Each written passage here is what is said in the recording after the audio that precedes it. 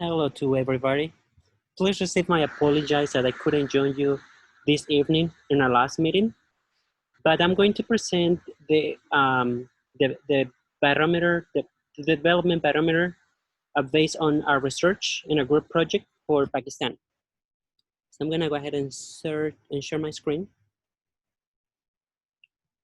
So for the development barometer, we base that on a few factors, which is education, health system, corruption system, and the economics that my colleague uh, um, talks about in the economic part. So first, let's start for the location. So Pakistan is located around Afghanistan, Iran, and India. And this has about 796,100 square kilometers. And it's a really big population. It has around 252 inhabitants per kilometer square. So the total population is 216,565,318 people. And this is one of the most popular countries in the world. So its capital is the Islam, and its currency is the Pakistan rupees. So the Human Development Index, it's about 0.39. So with this number, we can see that the living indicates that Pakistan has a really low poor quality. So we can see in this graph that the human capital index is right here. And this is the measure along with the people. So for the corruption perception, corruption perception index, we see that Pakistan is around 30 points, and that places the ranking in the 120 around the world. And I put in this graphic a little time frame between 2012 to 2019, and we can see that it has been pretty stable. 2019 it was 32 points, 2018 it was 33.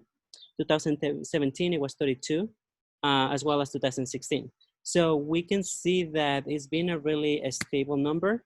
And if we use another measure, we can see that from 2006 to 2014, it was stable with 2.5. Then it increased to almost to 3, and it has been stable since 2015 to 2018. And although this measure it's not as bad, a lot of Pakistanians feel that the corruption level are higher than what is really.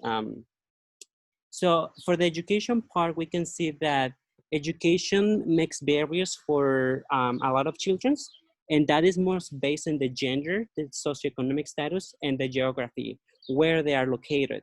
So according to the UNICEF, Pakistan is the second highest number of kids that are out of school. So they have about 22.8 million kids out of school, and the age is between 5 to 16 years old. And the more vulnerable are girls.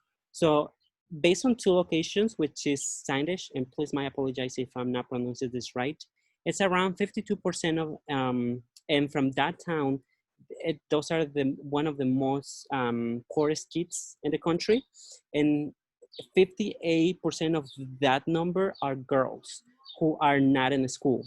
And the other hand, in the Balochistan, it's about 78% the girls that are not attending to school. So this is a really high number. For the health system, we found out that there is two different systems, the private and the public. But in overall, the sanitary conditions are really deplorable. And for the public system, they have a really weak infrastructure, talking about hospital. So, and the public health system is supposed to be for everybody, and it's supposed to be free. And that covers medicines, blood work, hospitals, surgeries. But due to the really high demand, some hospitals are not able to offer the services to everybody. So whoever has the possibility has to go to the private system where they are able to find out such as a test and other items. So we found out that Pakistan has about 3,000 health centers, and those includes 945 hospitals and around 562 rural health centers. And only 209, those are the ones that focus in to cover the tuberculosis. Um, so those are the few items that we put in our barometer. And overall, we can see that Pakistan is a great country that is struggling with a lot of infrastructure and in education and health. But even though it's really weak, business have found that Pakistan is one of the countries that is easy to make business due to people are willing and acceptable to foreigners to make investments.